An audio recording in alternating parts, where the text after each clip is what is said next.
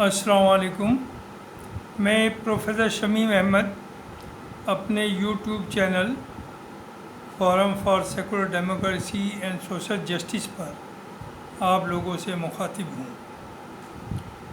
जैसा कि आप लोग देख रहे हैं, जो मिडिल ईस्ट में गाज़ा या फ़लस्तीन या हमास और इज़राइल के बीच में इस वक्त जंग चल रही है, उसी के बारे में मैं आप लोगों से कुछ बात करना चाहूँगा। देखिए, अगर याद करिए, ये 6-7-8 साल पहले भी एक बात आई थी।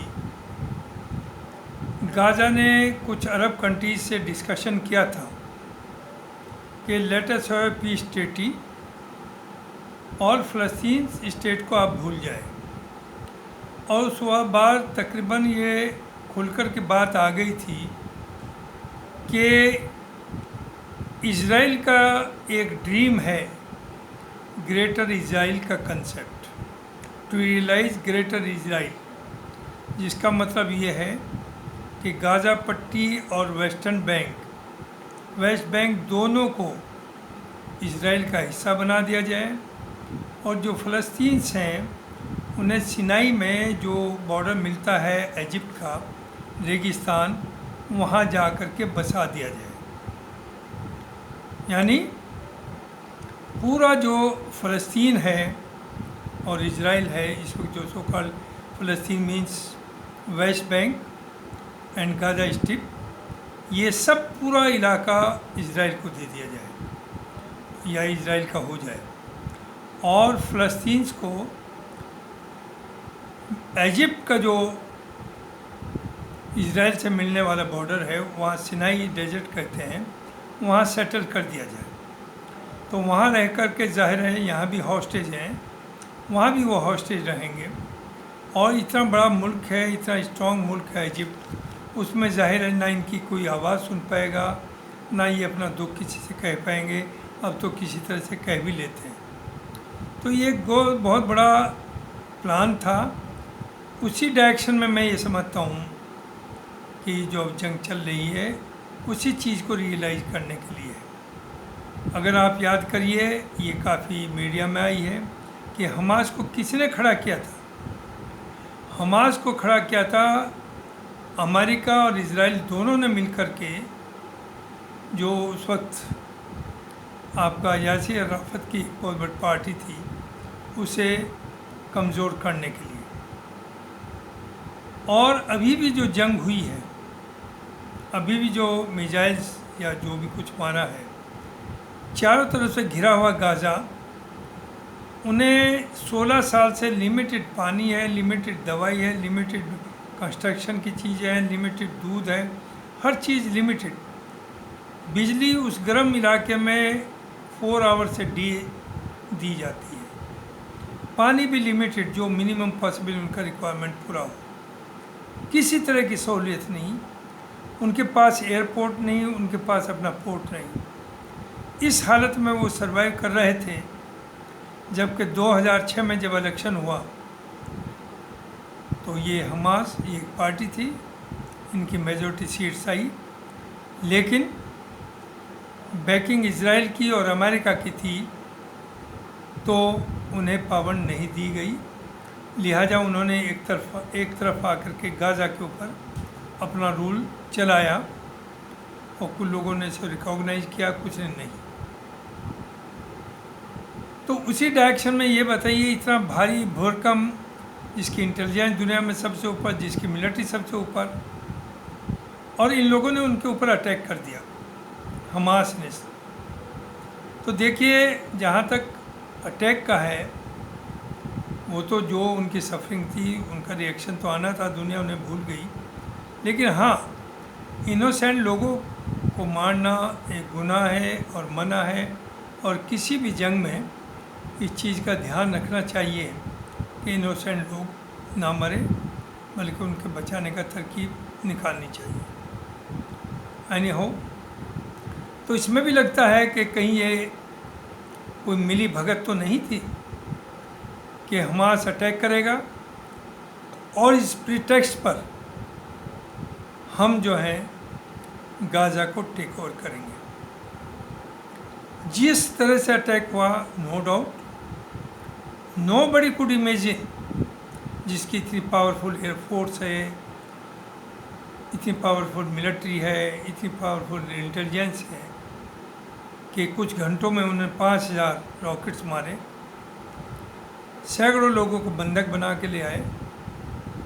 ये इजराइल क्या पूरी दुनिया नहीं सोच सकती थी कि यह भी मुमकिन है। अन्य हो अगर ये हुआ है तो ये एक छोटी मोटी बात नहीं, it is really shocking as well as surprising. उसके बाद जिस तेज़ी से अमेरिका इनके सपोर्ट में आया इजराइल की, और जिस तरह से उसने अपनी मिलिट्री फोर्स और जो उनके पावरफुल बम्बार्डमेंट करने के लिए जहाज़ हैं, एयरफोर्स के जहाजी बेड़ा 6 हैं इस वक्त, ला करके विदिन 48 आवर्स खड़े कर दिए, और बयान दिया प्रेसिडेंट ऑफ अमेरिका ने कि हम इस दुख की घड़ी में हर तरह से उनके साथ हैं और उन्हें आज़ादी है कि उसका रिटेलिएशन में जो वो करना चाहें वो करें। आप तो दुनिया भर में ह्यूमन राइट्स की बात करते हैं। चलिए 23 या 24 लाख आबादी है गाज़ा की, हो सकता है उसमें 2 लाख हमास के लोग हों, लेकिन 20 लाख लोग तो कम से कम वो हैं जिनका कोई रिश्ता हमास से नहीं है, या जो हो सकता है इस लड़ाई को भी जायज़ ना कहते हों। लेकिन जायज़ ना कहना भी मैं समझता हूँ गुनाह है। जायज़ तो इसलिए कि आपने 16 साल से जो जुल्म ज्यादती उनके साथ कर रखी है, तो वो क्या करें? बाहर निकलने का रास्ता तक नहीं है। इजराइल ने बंद कर रखा 2007 से ही, इजिप्ट ने भी जो रास्ता था इजिप्ट के थ्रू वो बंद किया हुआ है। क्या करते, वो तो मर ही रहे थे। लेकिन अब ऐसा लगता है जिस तरह से अमेरिकन फोर्सेस आई हैं और सपोर्ट दी है, बम्बार्डमेंट हो रहा है, पब्लिक को पता नहीं, उसकी बहुत कम पिक्चर्स बाहर आ रही हैं, चूँकि ना वहाँ नेट है, ना कोई और फैसिलिटी है, पूरे मुल्क में बिजली नहीं है। मालूम यह हुआ कि 4 लाख के करीब लोग, पानी उन्हें नहीं मिल रहा, ख़त्म हो गया है। तो मैं ये समझता हूँ जो एक करबला का वाक़ा है इस्लाम में, जो हज़रत हसन हुसैन के साथ हुआ, फैमिली के हुआ, कि पानी बंद कर दिया और तड़पा के मारा, ये करबला ही एनेक्ट की जा रही है गाज़ा के अंदर। उन्हें भूखा और पानी से प्यासा करके, तड़पा करके ये 23 लाख लोगों को मारना चाहते हैं। लेकिन ये सोच ले, गॉड इज़ ग्रेट, कि ये जुल्म होगा, इसके लिए इन्हें भुगतान देना पड़ेगा। और अमेरिका ये ना सोचे कि हमेशा वो सुपर पावर रहेगा। अगर अमेरिका इतना ही अपने एलाइज को और हमदर्दों को सपोर्ट देता है, तो यूक्रेन में फोर्स क्यों नहीं भेज दी? यूक्रेन में तो चूँकि यूक्रेनी मारे जा रहे हैं, वो मुल्क तबाह हो रहा है, तो आप आर्म्स तो दे रहे हैं कि वो घर ना बैठ जाए, वो डिफीट ना हो जाए, चूँकि आपको ख़तरा है कि उसके बाद ईस्टर्न यूरोप का नंबर आ जाएगा अगर यूक्रेन कोलैप्स कर गया। लेकिन आपने अपनी मिलिट्री नहीं भेजी, आपने अपने जहाजी बेड़े नहीं भेजे। हाँ, इतना आर्म्स दे रहे हैं कि वो सर्वाइव कर सकें, और लाखों यूक्रेनी मारे गए एंड मिलियंस घर से बेघर हो गए, इंफ्रास्ट्रक्चर ख़त्म हो गया। वहाँ नहीं आप जा रहे हैं। लेकिन चूँकि बेसिकली व्हाट आई फील,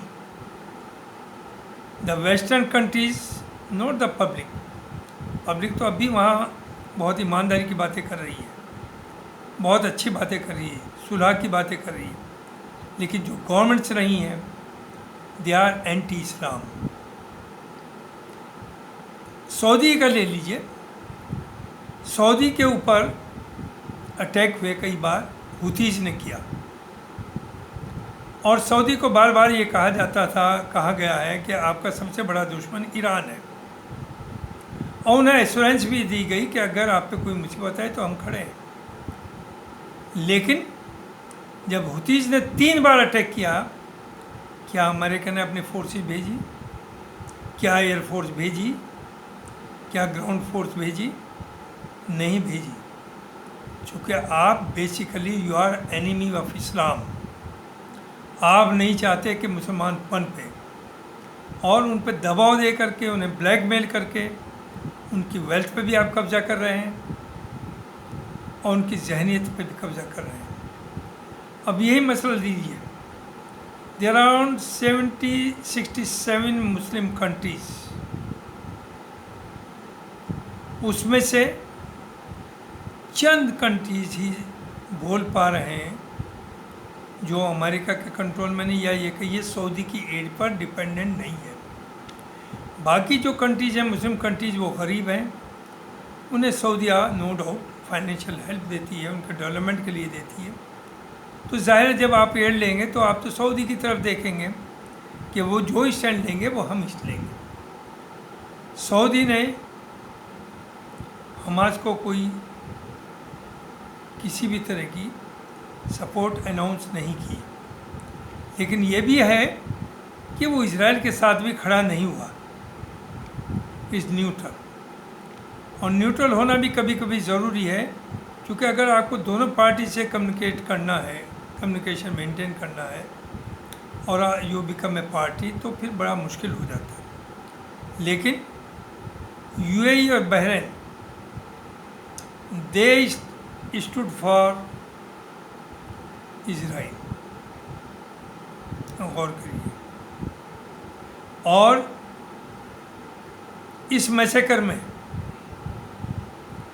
अगर ये, हालांकि इतना आसान नहीं, जो कई दिन से प्लानिंग चल रही है कि लैंड से एंट्री हो, ज़मीनी जंग हो, उसमें थोड़ी दिक्कतें हैं इजराइल के लिए, क्योंकि ये बहुत बड़ी घनी आबादी है, सिर्फ 360 स्क्वायर किलोमीटर के करीब एरिया है, जिसमें 23 लाख लोग रहते हैं, छोटी छोटी पतली पतली गली हैं, तो उसमें ग्राउंड बैटल जो है वो बड़ी मुश्किल पड़ेगी और इजराइल को सोचना पड़ रहा है।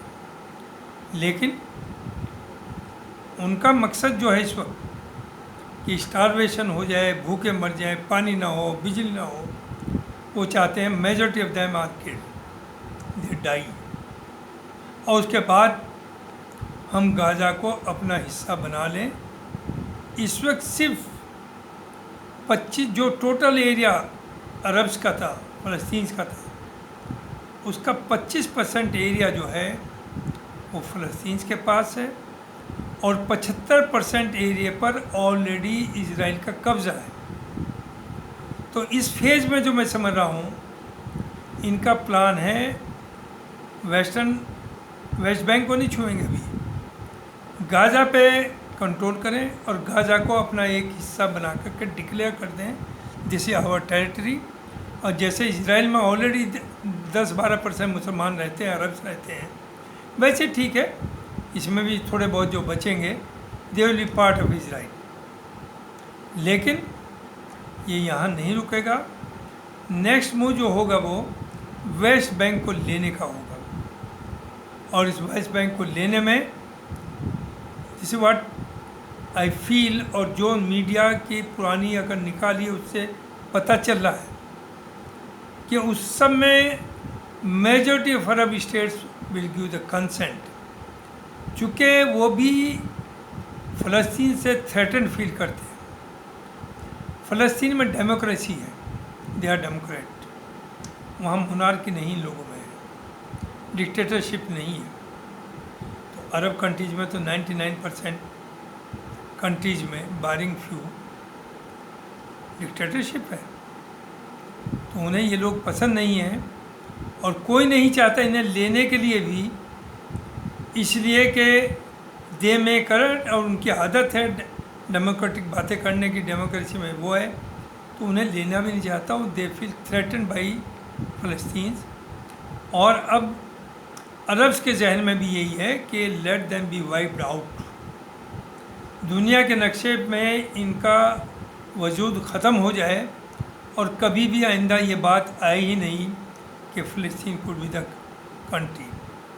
आप ये बताइए, मोर देन 36 ईयर्स बैक एक ओस्लो, जब कहते हैं ना कि बात करिए, मिलिए, बातों को सुलझाइए, एक अकॉर्ड हुई थी, ओस्लो अकॉर्ड कहते हैं, जिसमें ये तय हुआ था, both sides were signatory, America was guarantor, के टू नेशन थ्योरी पर यकीन करेंगे, उसे रियलाइज़ करेंगे, Israel Palestine will become independent state, sovereign state, और दोनों पीसफुली एक साथ रहेंगे। That was the agreement in writing. UN में भी जाने कितने रेजोल्यूशन पास हुए हैं, लेकिन आप ओस्लो तो it was between Israel and फ़लस्तीन, तो कहाँ गया वो? तो जो मैं समझता हूँ, जिस तरफ जा रहा है इस वक्त इजराइल, जिस तरह अमेरिका और वेस्टर्न कंट्रीज उसका साथ दे रहे हैं, कि ये बहुत मास लेवल पर उन्हें तड़पा करके, जो करबला में हुआ था, पानी सब बंद है, उन्हें मारना चाहेंगे। अल्लाह ही मदद करे तो दूसरी बात है। इसे देयर प्लान, और गाज़ा को they will make integral part of Israel, and the next move will be West Bank, और उसके बाद इन्हें धक्का दिया जाएगा डेजर्ट में सिनाई के, और उसके बदले में नो डाउट सेटल करने के लिए 10-5 साल में जो खर्चा आएगा वो वेस्टर्न कंट्रीज दे देंगे इजिप्ट को, चूँकि Egypt is dependent on western countries.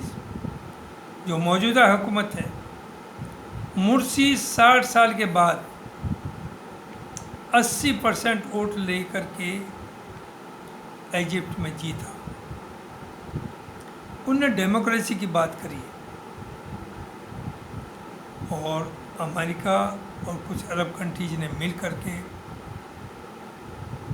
वहाँ मिलिट्री को फाइनेंस किया, तख्ता पलटवाया, उसे जेल में डाला, और finally he was murdered. This is what America is doing. तो इन अरब्स की भी समझ में ये आना चाहिए कि अगर आप उसकी गोद में, आप कमज़ोर नहीं हैं। अभी जो चाइना ने अकॉर्ड कराई थी ईरान और सऊदी के बीच में, उससे पूरा वेस्टर्न वर्ल्ड इंक्लूडिंग यूएस हिल गया था कि क्या होगा, लेकिन वो शायद लगता है कि वो एक दिखावा ही रह गया। उसके बाद अमेरिका इंटरवीन करता है और सऊदीज़ को तैयार कर लेता है कि जो गाज़ा की इंडिपेंडेंस की बात है उसे करना छोड़ दीजिए, और अपने रिश्ते, अपने ताल्लुकात, डिप्लोमेटिक रिलेशन इजराइल से बना लीजिए। और उनकी भी समझ में आया कि शायद they are the best guarantee for their survival, जबकि ऐसा नहीं होगा। इराक में क्या किया, आपको बड़ी तकलीफ़ है, हमें भी तकलीफ़ है इनोसेंट लोगों के मरने की। जो हमास ने वहाँ एंटर होकर अगर इनोसेंट लोग मरे हैं, उसकी हमें भी तकलीफ है, वो नहीं होना चाहिए था। देखिए, आपसे बड़ा मर्डर तो कोई है नहीं। इराक में आप डेमोक्रेसी लाना चाहते थे, इराक में आप डेवलपमेंट चाहते थे, आपने कारपेट बॉम्बिंग करी, कितना अरबों खरबों का सारा मुल्क बर्बाद किया। आज तक 20-21 साल हो गए, क्या डेमोक्रेसी आई, क्या डेवलपमेंट हुआ? वहाँ भूखमरी है इराक के अंदर। जो सद्दाम हुसैन के टाइम में जो उनकी ज़िंदगी थी, उसका 1/1000 हिस्सा भी नहीं बचा। वही आपने लीबिया में किया है, वही आपने अफ़गानिस्तान में किया है। तो मैं I think the whole world, specially the Muslim world should see कि what are these Americans and Europeans. ये इस्लाम को ख़त्म करना चाहते हैं दुनिया में, जो नहीं होगा। और ये हर मुल्क को देखना चाहिए कि बेस्ट तरीका यही है, किसी को आप ख़त्म ना करें बल्कि उसे प्यार मोहब्बत से अपने साथ लें। हम अगेंस्ट नहीं है ज्यूज़ के, और ज्यूज़ गलत है भी नहीं। ज्यूज़ का रिलीजन जो है वो भी अल्लाह का रिलीजन है।